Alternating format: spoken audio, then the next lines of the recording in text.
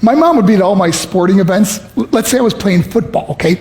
My mother would be on the sidelines, and if the play on the field started going one way, my mother would run along like, Mark, get him, get him. I'd be like, oh my gosh.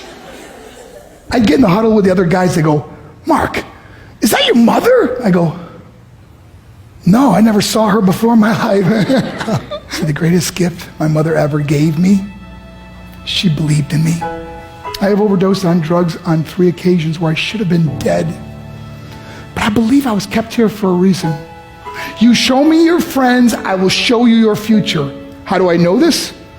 I hung out with losers, and I became the biggest loser of them all because I gave up everything I dreamt about as a little boy because of who I chose to surround myself with.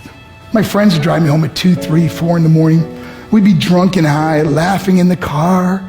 We'd pull up in front of my house in New York. They go, Mark, the light's on. I go, oh man, my mother's up. See, my mom wouldn't go to bed until she knew her son was still alive. I'd walk in, she'd say, hi Mark, how was your night? I go, it was good, Mom, I'm just gonna go to bed. She goes, can I talk to you for a minute? I go, Mom, I'm tired, I'm just gonna go to bed. She goes, Mark, I haven't seen you all day and all night. Can I please talk to you? I said, man, just leave me alone. You bug me. I'd slam my bedroom door on the one person who believed in me. I was on a worldwide tour and we were wrestling overseas in Japan. After my wrestling match, I went upstairs in my hotel room and I fell asleep. There was a knock at my door at 3 o'clock in the morning. I got out of bed and I looked through the safety window and I could see it was a Japanese promoter. So I opened the door and he said, Mark, you need to call home. There's been an emergency. I went and got on the hotel room phone. I called back to the United States. I said, hey, what's going on? They said, Mark, I don't know how to tell you this. I said, just tell me what happened. All of a sudden they started crying. They go, Mark, I can't tell you. I said, just say it. They said, Mark,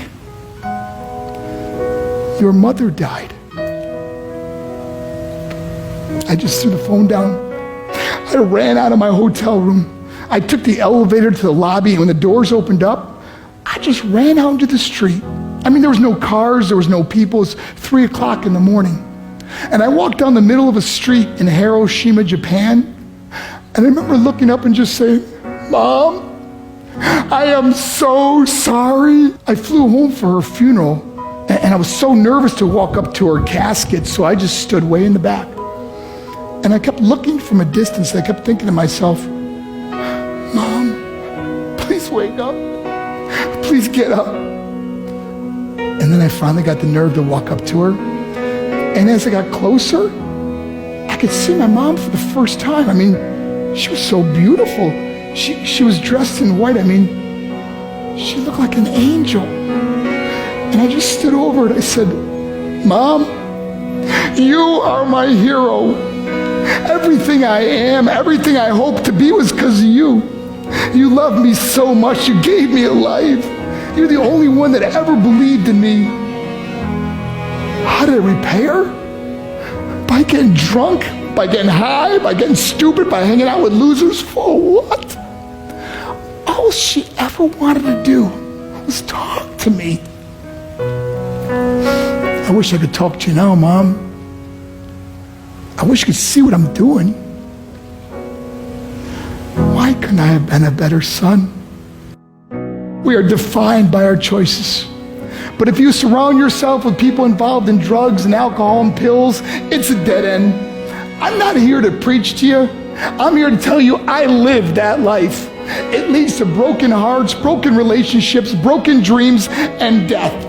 For what? To get high? If you have a mother or a father, when you go home, tell them how much you love them. See, my whole life was about being rich and famous. I had to be a millionaire. I had to win the race. I had to win the race at the expense of my marriage, my family, my friends. For what? To be all alone in the world? I learned what is truly important, and that is how precious this gift of life is, and our families, and how quickly it can be taken away. See, I no longer live in time. I live in moments. See, it's not what's in your pocket that matters. It's what's in your heart that truly matters. Love Love is just a word until somebody comes along and gives it meaning. You're the meaning.